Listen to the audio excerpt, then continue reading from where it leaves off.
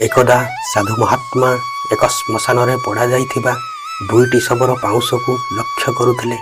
सही समय जड़े व्यक्ति पचारिले, हे साधु महात्मा, एमिति एक ध्यान रे आपण एई पाउंश को कहीं लक्ष्य करुचंती? साधु महात्मा स्मित हास्य दे कहिले, एईटा एक धनी लोकर पाउंश, जे कि जीवन सारा काजू बादाम खाइले, आउ एईटा एक गरीब लोकर पाउंश, जहाकू दुई ओली खाइबा को मुठे मिलु नथिला, किंतु दी जनकर पाउंशर रंग एकापरी। तेणु बंची थिबा बेले मनुष्य काहे एते गर्व, अहंकार, अहम भाव प्रदर्शन करुछि, ताहा ही मु एक लक्ष्य रे देखुथिली। साधु महात्मा कहिले, मनुष्य भितरे धैर्य थिले सबु समस्यार समाधान होई जिवो। शिष्य पचारिले, महात्मा, आमे कौन धैर्य द्वारा चालुन रे पानी को रखि पारिबा?